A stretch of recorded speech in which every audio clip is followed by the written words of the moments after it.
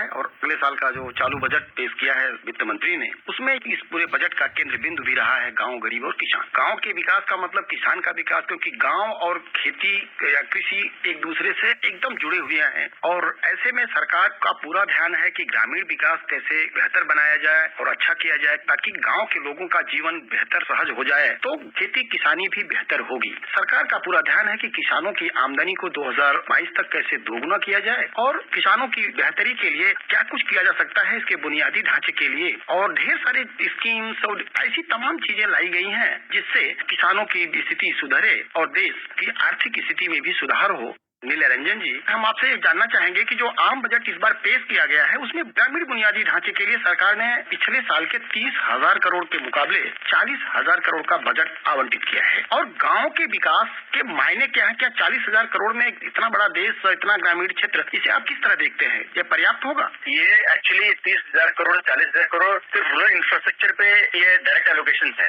But इसके अलावा infrastructure development के लिए जो ग्रामीण विकास की स्कीम्स है, आवास योजना या मनरेगा, इन सभी मूलभूत संरचना में फायदा होते हैं। तो उन स्कीम के भी पैसे ऐड करें तो पैसा काफी ज्यादा होगा। पिछले 5 सालों में काफी कुछ रोड या खदान घर या टॉयलेट, ये इंफ्रास्ट्रक्चर काफी बुनियादी स्तर पर बनाया गया है, तो ये काफी पैसे हैं। मतलब अगर उसको अच्छी तरह यूज किया जाए तो ये अच्छा एक रूरल एरियाज में एक एम्प्लॉयमेंट भी जनरेट करेगा, इंफ्रास्ट्रक्चर भी डेवलप। क्योंकि ग्रामीण क्षेत्र में जिस तरह से इस सरकार का ध्यान रहा है, खास तौर पर अगर आप देखें तो पिछले जो कार्यकाल था राजग सरकार का, उसमें सबसे ज्यादा ध्यान दिया गया स्वच्छता को लेके। पूरे देश में स्वच्छता का एक बड़ा अभियान चला और 5-6 सालों का अगर हम पूरा आंकड़ा देखें नीले जी, तो तकरीबन 1,14,000 1,15,000 करोड़ के आसपास लगता है। इस बार भी सरकार ने स्वच्छता पर विशेष ध्यान दिया है। हालांकि जो कभी 2013-2014 तक सिर्फ 39% ग्रामीण क्षेत्र था कि लोग शौचालय का उपयोग करते थे, उनके लिए अब वो बढ़कर 100% हो चुका है।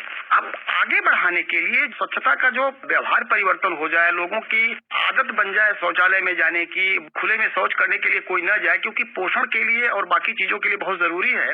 दूसरी चीज है पेयजल के लिए। सबसे बड़ा संकट हो रहा था स्वच्छता के बाद, लोगों का आवाज उठ रही थी गांव से कि पेयजल आपूर्ति को कैसे किया जाए। सरकार ने पिछले कार्यकाल के आखिरी सालों में जल जीवन मिशन की शुरुआत की थी। इसमें 2024 तक यह है कि पूरे देश में हर घर तक नल से पानी पहुंचाने की योजना, इस योजना का जो क्रियान्वयन हुआ बड़ी तेजी के साथ कोरोना के पीरियड में। नीले जी, कैसे देखते हैं आप जल जीवन मिशन को सरकार के?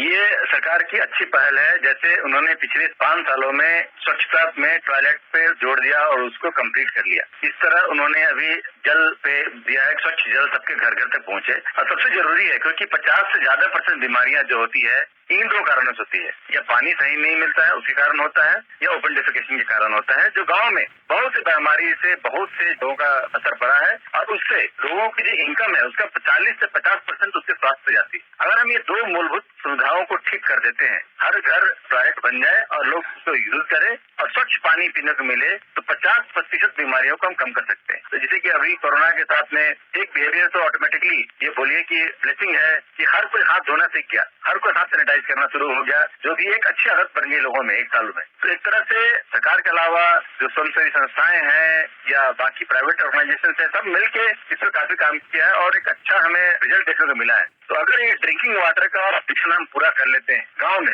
और स्वच्छ पानी पहुंचाने में कारगर होते हैं, तो एक बहुत बड़ा ये देश के लिए काम होगा, जो कि काफी दिनों से नहीं हो पा रहा था। सरकार का एक और ध्यान था कि हर सिर पर छत हो जाए। हर आवास पहुंचाने की योजना को इन्होंने प्रधानमंत्री आवास योजना के तहत 2 करोड़ मकान बनाने की योजना है कि 2024 तक यह कंप्लीट कर लिया जाए। इसके लिए बहुत तेजी के साथ इस बजट में भी विशेष ध्यान दिया गया है और कहा गया कि कैसे लोगों को घर पहुंच, क्योंकि अगर सबके पास घर हो जाए और हर घर में शौचालय हो जाए, हर घर में सौभाग्य योजना के तहत बिजली का बल्ब जल जाए और हर घर में स्वच्छ रसोई गैस से खाना बनने लगे, तो इन सारी चीजों का विशेष करके कंप्लीट घर, गरीबी को खत्म करने के लिए ये जो योजनाएं चल रही हैं, कितनी कारगर और कितने जल्दी हम आगे बढ़ेंगे?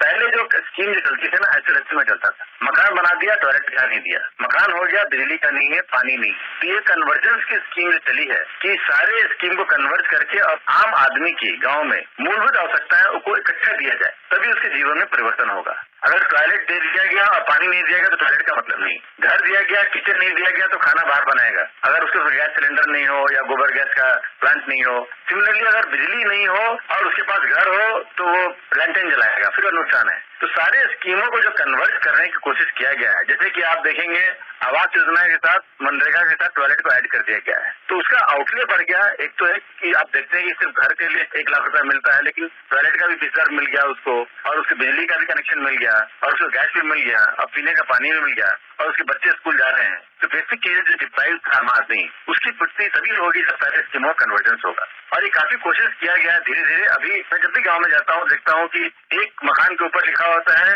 कि आवास योजना की तरफ से मकान मिला है, मनरेगा से 20,000 रुपया उसको टॉयलेट बनाने के लिए मिला है, जल जीवन से उसको पानी पाइपलाइन मिला है। तो स्कीम तो आपको लगता है कि अलग अलग एलोकेशन स्कीम में, बस उसको ऐड कर देंगे जो एक बेनिफिशियरी के पास पहुंचता है। अगर ये 5 चीजें 6 चीज मूलभूत उसकी आवश्यकता पूर्ण होती है तो एक अच्छा अनुभव होगा। और ये गरीबी जो काफी दिनों से हम कोशिश कर रहे हैं कि गरीबी रेखा से बाहर निकालें, एक एक करके नहीं निकल सकता जब तक हम कंपोजिट उसको डिलीवरी नहीं देंगे 5 चीजों का, तब तक जो आप बोलते हैं कि इनकम बढ़ाना और गरीबी से बाहर निकालना वो पूरा नहीं होगा। ग्रामीण क्षेत्रों में सड़कों की जो उपयोगिता या सड़कों की जो जरूरत होती है, हमें लगता है कि वो कनेक्टिविटी सबसे बड़ी चीज होती है। और ग्रामीण क्षेत्रों की जो गरीबी या जो उनकी मुश्किलें या चुनौतियां सबसे बड़ी थी कनेक्टिविटी का अभाव। उसमें डिजिटल कनेक्टिविटी हो, सड़क की कनेक्टिविटी हो, इस तरह के साधन उपलब्ध कराने के लिए सरकार ने हर पंचायत तक डिजिटल कनेक्टिविटी के लिए कि इंटरनेट पहुंच जाए। दूसरा, और हर गाँव को, हर बसावट को PMGSY की सड़क से जोड़ देने की योजना के तहत पिछले सालों में 6,44,000 किलोमीटर सड़कें अब तक बना दी गई हैं। योजना 25 दिसंबर 2000 को शुरू की गई थी। ये योजना के 2 चरण नीले जी पूरे हो चुके हैं। सरकार ने 2019 में 1.25 लाख किलोमीटर थर्ड फेज के लिए सड़कों के बनाने की योजना की तैयारी की है। 2021 और 22 के बजट में जो आवंटन किया गया है और जो लक्ष्य तय किया गया है, उससे लगता है कि तकरीबन 80,000 किलोमीटर प्रधानमंत्री ग्राम सड़क योजना के तहत बनाई जाएंगी। तो 2 चरणों को पूरा करने में बहुत लंबा समय लग गया, लेकिन थर्ड जो फेज शुरू हुआ है, सरकार की मंशा है कि इसे रफ्तार के साथ जल्दी से जल्दी पूरा किया जाए। तो ग्रामीण विकास की दिशा में सड़कों की भूमिका को आप किस तरह देख रहे हैं? ये सबसे जरूरी है। हमारे राष्ट्रपति हुआ करते थे अब्दुल कलाम, उन्होंने बोला कि किसी गांव को विकास करने के लिए 5 चीजों से कनेक्ट करना पड़ता है। या इंटरनेट से कनेक्ट करे, रोड से कनेक्ट करे, उसके ज्ञान से कनेक्ट करे, नॉलेज इकोनॉमी से, और उसको पूरा मार्केट से कनेक्ट करे, तभी विकास पॉसिबल है। और ये रोड 20 सालों में हमने जो पूर्णभूत से एक कार्यक्रम बनाया है, और अगर ये नेक्स्ट 3 साल में अगर ये हम कंप्लीट कर लेते हैं, हर गांव एक पक्की सड़कों से कनेक्ट होता है, तो फिर हम विकास ऑटोमेटिक पहुंच जाएगी। क्योंकि लोगों में क्या होता है कि अगर एक शहर में विकास हुआ और गांव तक विकास जाने में सबसे बड़ी बाधा है तो रोड थी कि हम पहुंच ही नहीं पाएंगे तो विकास कैसे जाएगी, हवा में तो जाएगी नहीं। इसलिए अभी 10 सालों में डिजिटलाइजेशन, जैसे कि कोरोना के समय सारे काम बंद हो गया, लेकिन उद्योग चल रहे थे, लोग सामान तो खाना खा रहे थे। अगर ये डिजिटल नहीं होता, कनेक्टेड होता, तो कैसे सामानें पहुंच पाती? तो इसलिए रोड हर गांव तक पहुंच जाए, और ये कनेक्टिविटी जो ब्रॉडबैंड की सरकार की स्कीम आई है कि हर पंचायत कनेक्ट हो, जिस दिन हम ये अचीव कर लेंगे, और ये मिशन मोड में होता है। प्रधानमंत्री ग्रामीण सड़क योजना एक मिशन मोड में चली कि हम 20 साल में 1,000 वाले हैबिटेशन को पहले कनेक्ट करेंगे, फिर 500 कनेक्ट करेंगे, फिर 250 कनेक्ट करेंगे, फिर हर हैबिटेशन को कनेक्ट कर देंगे। तो ये स्कीम जब मिशन मोड में चलती है तभी ये कंप्लीट होता है। और ये आपने अच्छा मुद्दा उठाया है कि जल जीवन एक मुद्दा है कि 5 साल में हम हर घर तक पानी पहुंचाएं। तो रोड तो बहुत ही जरूरी है। और हमने देखा है कि हम नरेगा में जब गांव-गांव जाके देखते थे कि प्रोग्राम कैसे कार्यान्वयन हुआ, बिना रोड का तो पॉसिबल ही नहीं था। आज 800 जिले हो गए, 2 लाख गांव हैं, और कोई आदमी दिल्ली से बैठा हुआ अगर स्कीम पहुंचाए और स्कीम में जो भी त्रुटियां उसको ठीक करने की कोशिश भी करे, अगर रोड नहीं हो, कनेक्टिविटी नहीं हो, इंटरनेट कनेक्टिविटी, तो पॉसिबल ही नहीं है आप पहुंच सकते हैं और उसमें सुधार कर सकते हैं। इस चर्चा में आपने हिस्सा लिया, नीले जी बहुत बहुत धन्यवाद।